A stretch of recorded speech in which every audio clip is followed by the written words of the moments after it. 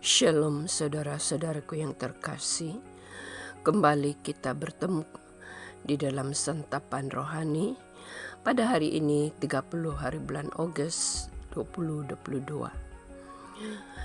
Renungan kita pada hari ini diambil dari Injil Lukas bab 4 ayat 31 sampai 37. Marilah kita sama-sama merenungkannya. Sekali peristiwa, Yesus pergi ke Kapernaum, sebuah kota di Galilea, lalu mengajar di situ pada hari Sabat. Mereka takjub mendengar pengajarannya, sebab perkataannya penuh kuasa. Di dalam rumah ibadat itu ada seorang yang kerasukan setan, dan ia berteriak dengan suara keras, "Hai engkau Yesus orang Nazaret, apa urusanmu dengan kami? Engkau datang hendak membinasakan kami. Aku tahu siapa engkau, yang kudus dari Allah." Tetapi Yesus mengherdiknya, katanya, "Diam, keluarlah daripadanya." Dan setan itu pun menghempaskan orang itu ke tengah-tengah orang banyak, lalu keluar daripadanya dan sama sekali tidak menyakitinya.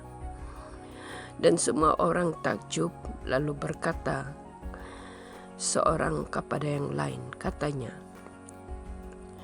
"Alangkah hebatnya perkataan ini, sebab dengan penuh wibawa dan penuh kuasa ia memerintahkan roh-roh jahat, dan mereka pun keluar, dan tersebarlah berita tentang dia kemana-mana di daerah itu." Injil Tuhan, terpujilah Kristus. Saudara-saudariku yang terkasih, firman Tuhan hari ini semakin meneguhkan iman dan kepercayaan kita akan kuasa Allah dalam diri Yesus. Dia mengajar dengan penuh kuasa di bait Allah dan menyembuhkan orang yang sedang kerasukan setan. Tindakan itu membuat banyak orang kagum, dan roh jahat menyebutnya, bahkan mengakuinya sebagai yang kudus dari Allah. Yesus dengan yakin mengenal roh jahat itu dan dengan tegas menghardiknya sampai keluar dari orang yang sakit tersebut. Dalam peristiwa itu, orang-orang melihat dan merasa bahwa Yesus sangat berbeza dengan para nabi yang mereka kenal atau tokoh-tokoh agama yang lain yang biasa mengajar mereka. Yesus memperlihatkan kewibawaannya dan berkuasa daripada mereka semua.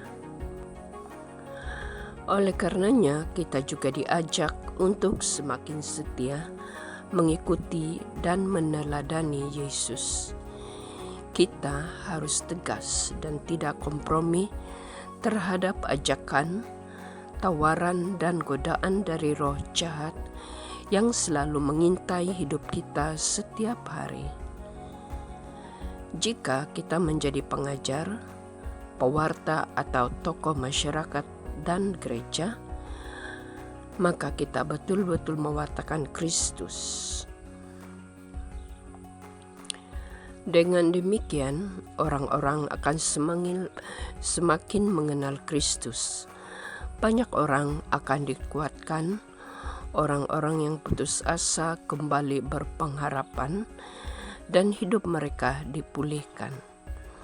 Bahkan orang yang sudah mungkin meninggalkan imannya, sudah jauh dan berpaling dari Kristus, akan kembali semula dengan rahmat yang Tuhan berikan di dalam pertobatan mereka. Saudara-saudara yang terkasih, marilah kita terus mau menjalani hidup ini sesuai dengan firman Allah semampu kita dan rahmat yang Tuhan berikan di dalam kehidupan kita.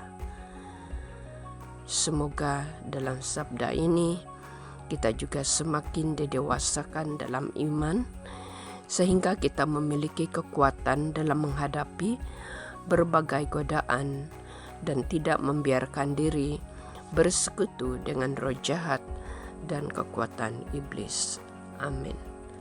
Dalam nama Bapa dan Putra dan Roh Kudus. Amin.